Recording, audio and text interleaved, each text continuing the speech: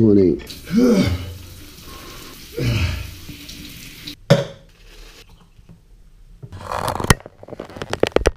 First day of the mini challenge for you guys joining us today. So this is going to be a bit strange. So I probably advise you guys to go back to the first few Vournals and check out those, because that will give you an idea of what's been going on. Janine Roach's moods are legendary. They are like the British weather. You don't know what you're going to get, but normally you have to look out. You've got to be careful. So I've got my peace offerings, I've got my towels down there. I bring towels. Sometimes she forgets a towel, and if I bring a towel, it just takes the edge off what she's prepared to throw. I have given her a towel and she's still gone in hard. So, you know, she's very capable of doing that. So you've got to be careful. It's good to have a towel and a coffee. You kind of got to back up. You hit her with the towel alone, or the coffee alone, she fires. Then you go in and get the other thing, pacifies. Janine Roach said she was going to be here at 6. I'm late. Good morning, how are you? Say welcome to the mini challenges. Welcome mini challenges. All right, so basically we're going to reveal to week 3's breakfast exercises. Now the previous 2 weeks have been nothing but running. This week is going to be nothing but running. Okay, Aristotle said that we are a collection of habits. He didn't phrase it like that, he said it in a very special way, but he meant, you know, we are a collection of habits. Now some other bright spark worked out that to develop a habit you have to do something for a certain period of time. I think it was 21 days. My point being, we're going to keep this train going. Keep the train going, don't jump off the train. You will become the train. So if the train is something good, like morning exercise, jogging, running, that's going to be good for you. So, mini challenges, 15 minutes out on the streets. You don't have to smash it. You don't have to do it at 5 AM, 6 AM, 4 AM. You can do it when it's convenient for you, okay? As long as it's not right before your workout. Main challenges, you're going to up it a bit to 20 minutes. Lovely morning. I know, the best part is the sunrise. We're going to watch the sunrise as we run around the streets of Alcos. It's interesting, the juxtaposition between the beautiful sunrise and the stink of death of these streets. And Phil gets a new piece of GoPro kit every day. No, this isn't a GoPro kit, this is a fashion accessory. That's what I wear when I go to the club. I like the ears. Yes. Your ears look quite nice.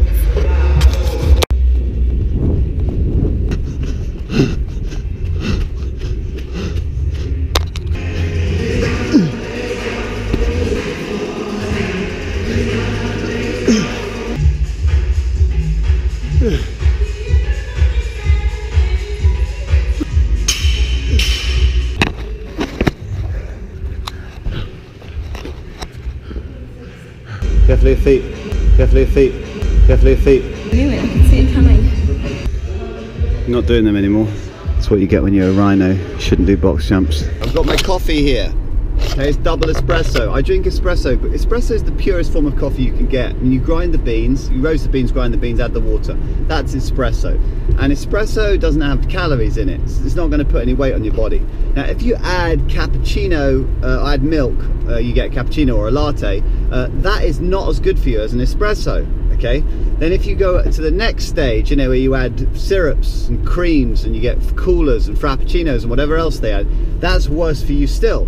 The farther you take coffee away from its natural state, the worse it gets. And that is the same with food all the way up the line. The farther you take a food away from its natural state, the more you're subjected to the processing and reformulation of food, the worse it gets. Food should come out of the soil, off the field, or out of the water, and then you want to get it as close as that onto your dinner plate. And this is what Friday morning Motown looks like. We're getting ready for it. I'll run the B sign in here. Hamed's left his girlfriend's shoe around. He obviously had a date last night in downtown. 2, 1. Let's go! Philip Parkinson is the biggest wanker.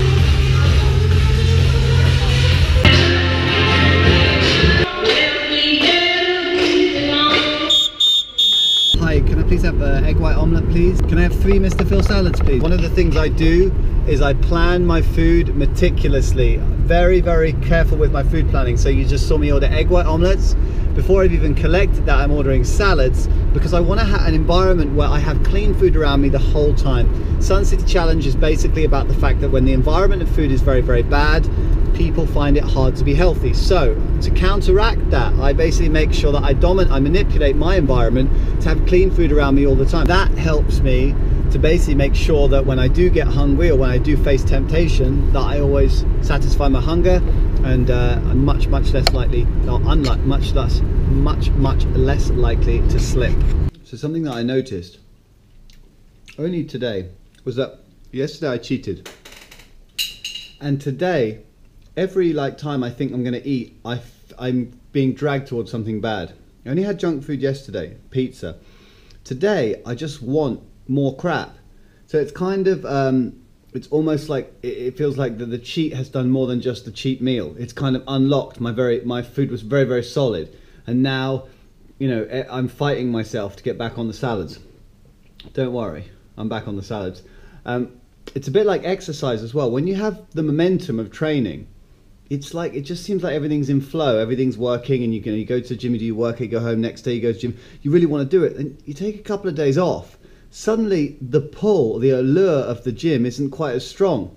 It's exactly the same. It goes to show it's much better just to stay on the right road in the first place. I'm not saying don't cheat. I'm just saying, well, I'm not saying, you know, you can never have a day off the gym. I am saying just be very aware of what's going on in your brain, that when you do take a cheat day, or when you do take a break from the gym, it does become a little bit harder to get back on track. So I'm on my way to see my best friend. He lives in Dubai, and I've got my salad with me here.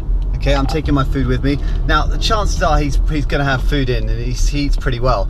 But I don't want to take that chance, and I'm doing the challenge as well. You guys are, most of you are trying to lose weight, most of you are trying to burn fat from your body, and a fundamental of that is that you have to eat really clean food.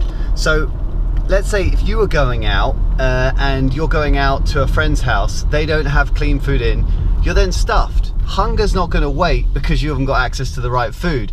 And when you start to get hungry, the challenge goes out the window. It doesn't matter that you have to eat certain types of food.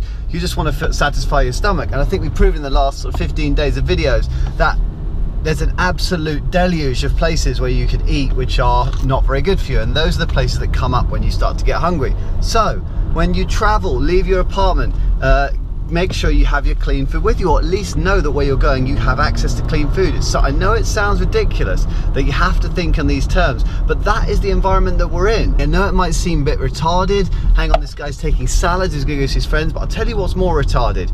Okay, we know without a shadow of a doubt that eating the food that we are kills us. It gives us diabetes, it makes us fat, and it kills us, and we eat it.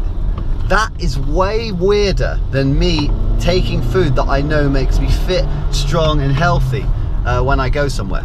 We built this world, it's not just Dubai, it's every Western city in the world where every single space that's available, we plaster some kind of branding on it or some kind of message. And yeah, of course some of it's fast food, but a lot of it's not. But it's always, you know, consume, consume, consume, phone, you know, car, burger, pizza, house, apartment, yacht, credit card. And the whole of the world is like, oh, it's covered, it's covered. But all these messages, they don't bring us any value. You know, it doesn't. So you get, let's say you get a nicer car, let's say you get a nicer credit card. All right, you eat the pizza. None of it brings you any joy at the end of the day. Like this, the whole world is covered in propaganda. Now imagine what would happen if we started putting messages on that space that were good for us. You know, like buying a new credit card does fuck all. But imagine if we were told, you know, something of wisdom, you know, something very spiritual, something that builds us up, something that makes us work harder. You know, we seem to we've made this world that makes it incredibly hard to really strive and thrive. And I don't mean thrive as in to make you know, $1 million or drive the fastest car. That's not striving and thriving at all. That's consumerist bullshit. That's the red herring. I'm talking about building moral, ethically balanced individuals with an incredible amount of integrity, who access the brain the way that the brain is supposed to be accessed, to really challenge themselves. You know, imagine if we could build a kind of environment where those traits were fostered. That would be That would be something. And I'm absolutely knackered.com. Good night.